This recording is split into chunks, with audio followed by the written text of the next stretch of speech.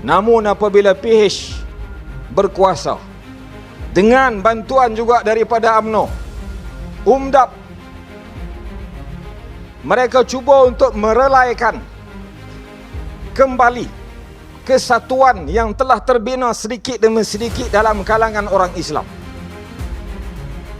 Dalam kalangan parti-parti Melayu, mereka tahu kalau semua orang Melayu ataupun orang Islam, parti-parti politik, kumpulan-kumpulan NGO, sesiapa sahaja tokoh-tokoh ini, kalau semuanya duduk bersama, kumpulan PH khususnya diterajui oleh DAP ini akan hilang, bahkan mungkin akan berkubur lenyap daripada bumi Malaysia ini. Mereka bimbang perkara itu. Bismillahirrahmanirrahim. Assalamualaikum warahmatullahi wabarakatuh. Alhamdulillahi rabbil alamin. Wassalatu wassalamu ala asyrafil anbiya'i wal mursalin wa ala alihi wa sahbihi wasallam ajma'in. Terima kasih kepada pengacara majlis yang akan hadir sebentar lagi, yang berhormat Tan Sri Datuk Seri Tuan Guru Haji Abdul Hadi Awang, Presiden PAS, yang menyampaikan ucapan sebentar tadi, yang berhormat Dr. Tengku Fakhruddin Muhammad Fauzi, Pengarah Pilihan Raya Dewan Pemuda PAS Malaysia, yang berbahagia Ketua Dewan Pemuda PAS Negeri Terengganu Ustaz Muhammad Hamdi Harun beserta timbalannya, yang berhormat Ustaz Muhammad Fadli Rahmi, Ustaz Muhammad Irsyad, Naib Ketua Pemuda PAS Negeri Merangkap Pengarah Himpit, yang berhormat Tuan Haji Nur Khuzaini, belum sampai lagi, yang di Petua PAS Kawasan Merangkap Adun Kota Putra, tuan rumah pada petang ini, yang dikasihi oleh yang berhormat pimpinan Pemuda PAS Negeri Terengganu, pimpinan PAS Kawasan Besut, seluruh para peserta himpit, anggota Jabatan Amal, ARC, serta para hadirin hadirat yang memenuhi ruang perkarangan pentas rebana di Himpunan Pemuda Islam Terengganu Himpit 2026. Saya tidak pasti himpit ni kali yang ke berapa puluh lah. Kalau ada nombor, boleh letak nombor siri. Kerana zaman saya masih belajar di Kuza, himpit telah pun ada. Sekitar tahun 1999. Ketika itu himpit baru siri keempat ataupun siri kelima. Salah satu tempat himpit dibuat ialah di Pantai Bari itulah. Kemudian beberapa tahun sebelum ni kita buat pula yang ada isu pakaian pedang plastik yang DAP takut tu. Baru pedang plastik takut dah. Kalau pedang betul tak tahu lah.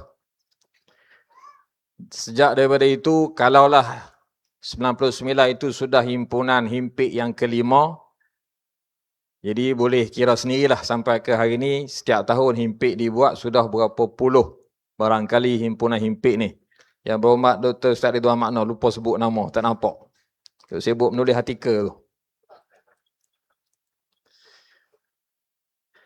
Tuan-tuan dan puan-puan sekalian, himpunan pada petang ini berlangsung dalam keadaan semboyan perang telah pun ditiup, gendang perang telah pun dipalu. Semboyan itu telah pun dibunyikan di selatan tanah air. Kita menjangkakan negeri Melaka akan dibubarkan terlebih dahulu. Tapi rupa-rupanya negeri Johor telah pun dibubarkan terlebih dahulu. Tidak beberapa hari selepas itu, semalam, sekitar hampir jam 12 malam diumumkan negeri Sembilan pula dibubarkan. Pagi tadi pula berlangsung satu lagi kontroversi di negeri Sembilan. Orang-orang besar di negeri Sembilan tidak dibenarkan masuk ke perkarangan istana di Negeri Sembilan untuk bermesyuarat ataupun menyaksikan proses peralihan kepimpinan yang di-Pertuan Besar. Isu-isu yang menyentuh mengenai krisis perlembagaan di Negeri Sembilan. Mungkin beberapa hari lagi setelah pulangnya Ketua Menteri Melaka daripada Makkatul Mukarramah, dia akan balik umum bubar pula negeri Melaka. Mungkin disusuli selepas itu pengumuman pembubaran Dewan Rakyat oleh PMX. Semua kemungkinan ini akan berlaku dan tidak mustahil ianya akan dibuat oleh mereka kerana mereka memegang tampuk kekuasaan. Bagi pihak PAS, kita tidak pernah hirau bila tarikh pilihan raya. Ya, kita mungkin tertanya-tanya tarikhnya bila, tapi kita tidak kisah. Kalau bubar esok kita akan bekerja. Sekarang pun kita telah bekerja. Kalau bubar sebulan lagi kita akan terus bekerja. Kalau bubar bila pun kita akan terus bekerja. Kerana PAS ditubuhkan bukan semata-mata untuk buat kerja ketika pilihan raya. Tetapi PAS ditubuhkan demi untuk menyempurnakan ketakwaan kepada Allah dan kebaktian kepada sesama manusia. Menegakkan al-amru bil ma'ruf wan nahyu 'anil munkar. Itulah yang telah pun terkandung dalam perlembagaan PAS. Dalam muqaddimah ditulis dengan jelas. Kita yang hadir pada petang ini, yang berada di bawah khemah, yang berada di belakang khemah, yang berada di khemah-khemah kecil, di mana saya yang mendengar suara ini. Kita yang hadir pada petang ini tidak pernah dibayar walaupun 1 sen. Mungkin t-shirt yang dipakai itu perlu dibeli. Kita pula waktu BPT. Kita pula yang kena keluarkan duit.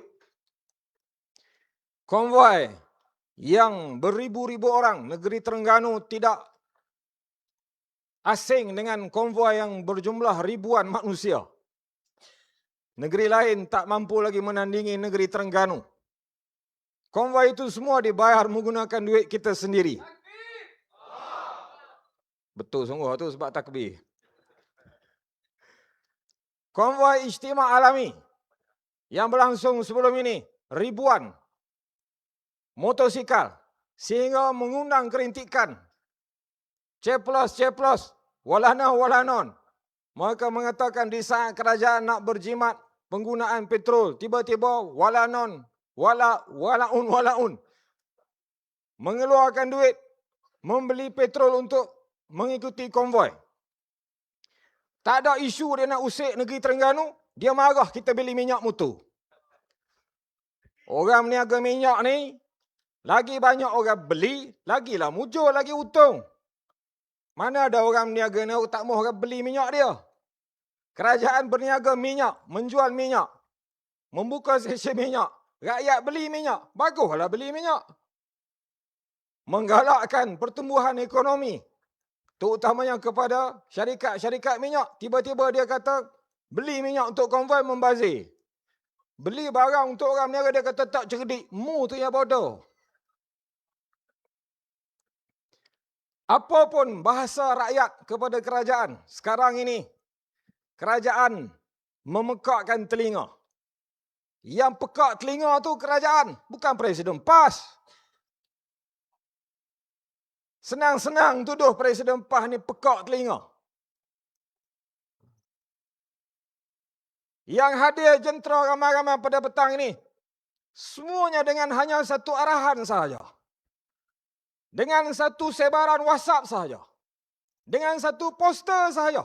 Tidak perlu dikerahkan sampai sebegitu teruk. Semua ahli Islah pun faham bila ada arahan, mereka patuh arahan. Bila dikerahkan untuk keluar perbelanjaan, mereka akan berbelanja tanpa mengira sebab itu arahan. Itulah ahli PAS. Dalam banyak siri PAS bekerjasama dengan mana-mana parti politik. Daripada mula PAS ditubuhkan. Sehinggalah pada saat ini 2026. Ada banyak sejarah kerjasama PAS dengan mana-mana parti politik dengan mana-mana gabungan atas apa nama sekalipun. PAS pernah bekerjasama dengan DAP. Nama yang diberi, Pakatan Rakyat. Saudara, saya ulang. Ahli PAS di Pulau Pinang, negeri DAP, apabila dibuat keputusan oleh pimpinan, oleh Majlis Syura, oleh AJK PAS Pusat, menggunakan kaedah ijtihad, menggunakan pengalaman, keilmuan, kepakaran, PAS bersama dengan DAP pada waktu itu. Nama yang diberi ialah tahaluf siasi. Majlis Syura Ulama menggariskan 6 syarat untuk mengadakan hubungan kerjasama politik yang namanya tahaluf siasi dengan DAP dan PKR waktu itu. 6 syarat itu sebagai garis panduan. Maka dibuatlah kerjasama dalam kerja pilihan raya umum. Pada waktu itu, kalau tak salah saya pilihan raya umum ke-13. Tahun 2013. Ahli-ahli PAS di Pulau Pinang, di tempat yang DAP bertanding, hari mengundi, memangkah DAP. Bukan pangkah UMNO, pangkah DAP. Walaupun jauh di hati kecil, dia tidak mau memangkah DAP kerana tidak selari dengan agenda perjuangan PAS. Tetapi oleh kerana patuh kepada keputusan pimpinan, memangkah itu bukan kerana nak memangkah DAP, memangkah itu kerana menjalankan arahan pimpinan di atas. Ahli PAS yakin arahan itu diberi dengan penuh keilmuan, dengan penuh hukum hakam Islam. Maka menjalankan arahan itu beroleh pahala. Maka sebab itu ahli PAS di Pulau Pinang waktu itu pangkah DAP kerana patuh keputusan pimpinan. Itulah PAS. Pada bila-bila masa, waktu apapun, ahli-ahli, walaupun ada sedikit tidak puas hati, ada sedikit perasaan yang tidak selesa, tapi apabila satu arahan telah pun dikeluarkan, mereka akan bulatkan tekad mematuhi semua arahan dan keputusan pimpinan.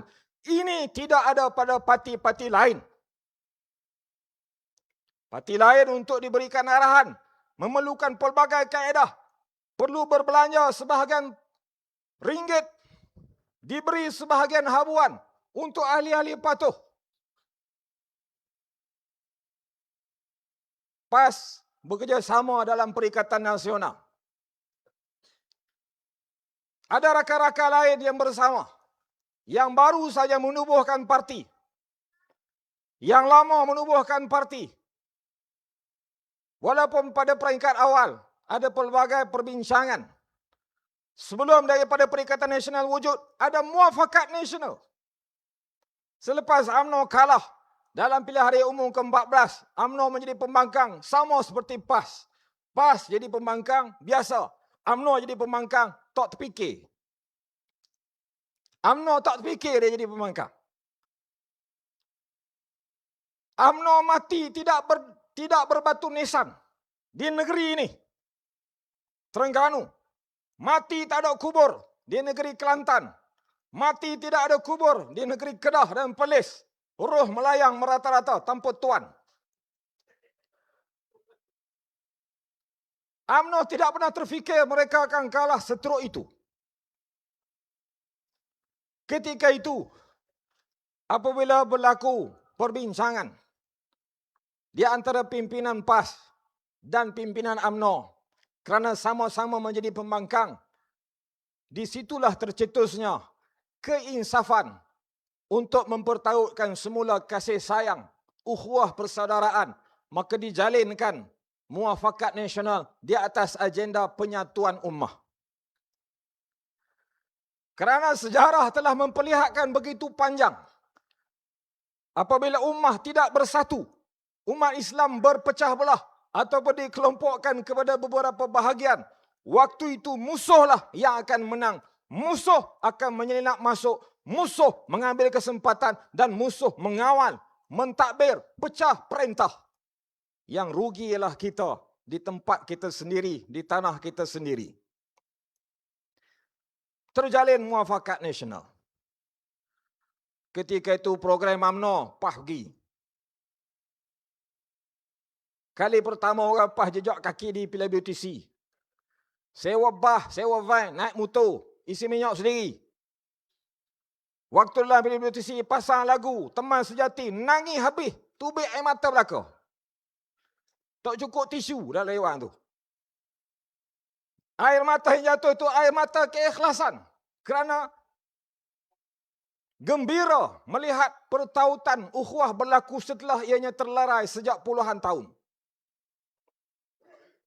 Lebih-lebih lagi orang besuk. Orang besuk. Tak boleh terima UMNO. Betul ke tak tahu lah. Ahli Parlimen besuk ada sini ni. YB Datuk Zul. Lah ni boleh dah? Boleh dah. Engkau saing-saing amal dah tu tak? Semua itu kerana patuh keputusan pimpinan. Program-program PAH orang UMNO mari. Buat program bersama. Pasang khemah orang PAH. Cuci sapah orang PAH. Kutit derma orang PAH. Orang UMNO sambut VIP. Dia pakai samping baju merah comel. Hak buat kerja hak udah orang PAH. Tak apa orang PAH terima. Dia buat kerja letih-letih orang PAH. Tak apa orang PAH terima. Sebab arahan keputusan di atas.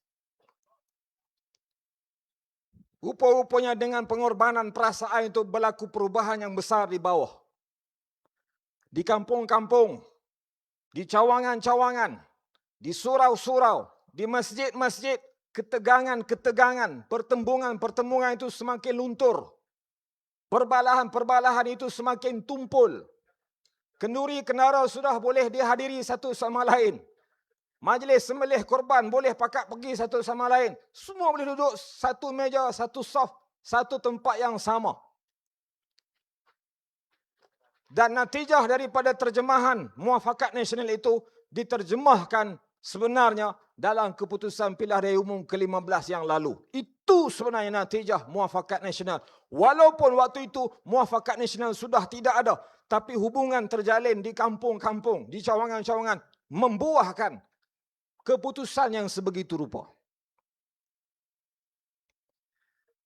Tuan-tuan dan puan sekalian, namun apabila PH berkuasa, dengan bantuan juga daripada UMNO, UMDAP, mereka cuba untuk merelaikan kembali kesatuan yang telah terbina sedikit demi sedikit dalam kalangan orang Islam. Dalam kalangan parti-parti Melayu, mereka tahu kalau semua orang Melayu ataupun orang Islam, parti-parti politik, kumpulan-kumpulan NGO, sesiapa sahaja tokoh-tokoh ini, kalau semuanya duduk bersama, kumpulan PH khususnya diterajui oleh DAP ini akan hilang. Bahkan mungkin akan berkubur lenyap daripada bumi Malaysia ini. Mereka bimbang perkara itu. Sebab itu mereka mengkritik apa saja dasar yang kita bawa. Dasar yang boleh menyatukan, semua ditentang, dikritik. Cuba direlaikan satu persatu. Mereka pertikai tulisan Jawi. Di awal pentadbiran, PH mempertikai penggunaan tulisan Jawi. Tulisan Jawi itu adalah satu-satunya tulisan yang ada pada orang Melayu, orang Islam yang berasal daripada tulisan Arab yang boleh menyatukan. Mereka pertikai. Mereka pertikai negeri-negeri yang ditadbir oleh majoriti orang Islam, orang PAS khususnya. Negeri yang ada kuasa, melaksanakan bidang kuasa negeri untuk melaksanakan perintah Allah, membatalkan ataupun menutup premis judi di negeri Terengganu, di Kelantan, di Kedah. DAP bawa ke situ cabar di mahkamah, jangan dibatal keputusan ataupun jangan ditutup premis judi.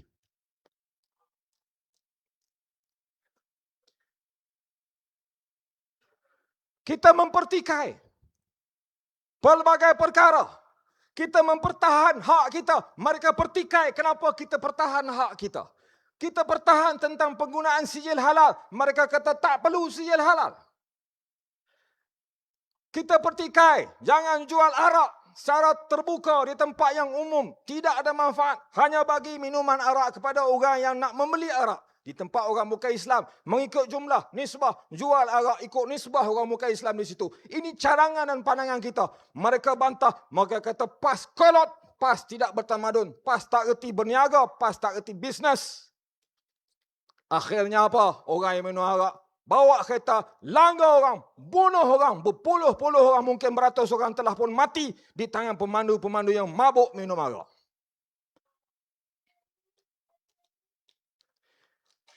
Kita pertikai, kenapa buat pesta yang melalaikan kumpulan anak-anak muda? Pesta air di tengah-tengah ibu kota Bukit Bintang. Kenapa dibuat pesta yang tidak ada manfaat, tidak ada faedah? Yang sudah tentu berbelanja mungkin jutaan ringgit. Kalaulah dibatalkan pesta itu, belanja jutaan ringgit itu boleh digunakan, diagihkan semula untuk subsidi minyak kepada rakyat. Kalau kamu kata kerajaan sudah tidak ada duit untuk tanggung subsidi, ambil pitih itu, ambil duit itu, agih kepada tempat yang perlu. Tapi suara kita tidak didengari. Kita hanya boleh bantah. Kita hanya boleh bersuara. Tapi mereka yang ada kuasa. Menteri pula bercakap, menteri kong kali kong. Kalau you tak suka, you tak payah datang. You suka, you datang. Kita nak cakap sama you, rakyat semua sudah tidak suka sama you, sekarang you letak jawatan, you merosakkan negara. Itu bahasa kita. Semua yang berlaku yang kalau nak disebut satu persatu ini terlalu banyak. Kerosakan-kerosakan ini berlaku di era mereka menjadi kerajaan. Kenapa mereka buat perkara ini? Tujuannya hanya satu, untuk melunturkan akidah, meleraikan keimanan, merosakkan akhlak dalam kalangan generasi muda, sehingga akhirnya penyatuan ummah yang hendak dibuat itu akan berkubur. Cita-cita mereka, jangan ada kesatuan dalam kalangan orang Islam, orang Melayu.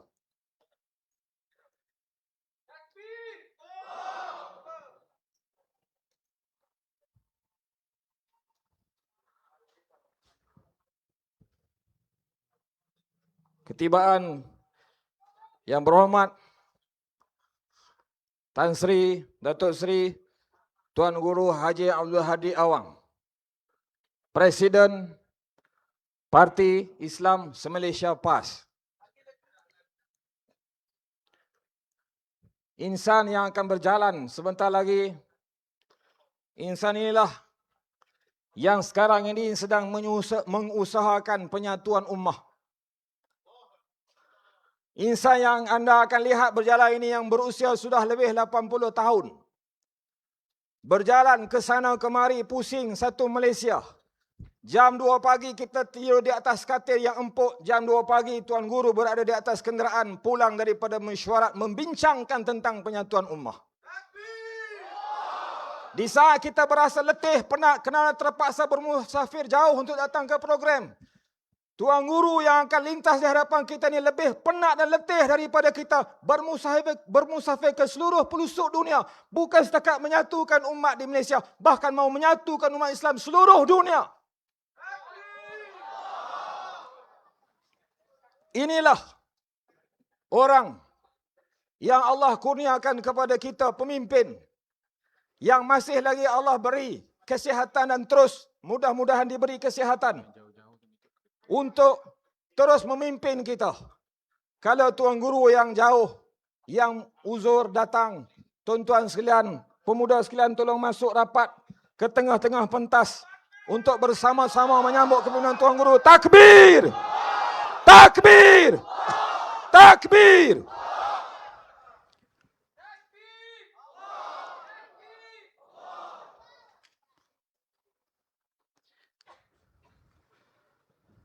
Hadirin dan hadirat sekalian,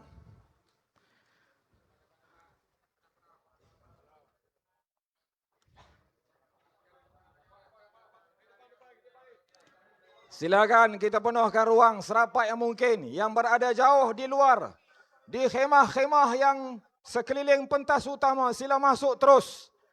ke dalam pentas utama untuk mengikuti amanat daripada Yang Berhormat Tan Sri Tuan Guru Presiden yang kita kasihi.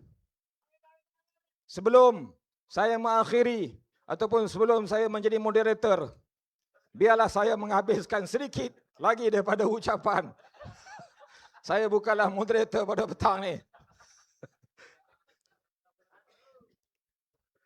Sementara Tuan Guru mengambil nafas untuk berucap selepas ini, kesimpulan daripada apa yang disampaikan sebentar tadi, agenda PAS daripada mula ditubuhkan seawal 1951 bahkan lebih awal daripada itu, sehinggalah pada saat ini kita berada di sini, agenda PAS tidak pernah berubah, iaitu untuk mengangkat Islam, menyatukan umat Islam, mengambil kumpulan-kumpulan yang tidak ekstrim untuk bersama-sama dengan perjuangan supaya membina ummah, mematuhi perintah Allah, memakmurkan bumi. Itulah agenda PAS. Kami tidak akan ubah agenda kami. Kami tidak akan ubah hala tuju kami. Walaupun kamu tuduh Presiden kami pekak, kamu sebenarnya yang buta mata hati. Kalau kamu tuduh kami buta sekalipun, kamu sebenarnya yang buta mata hati.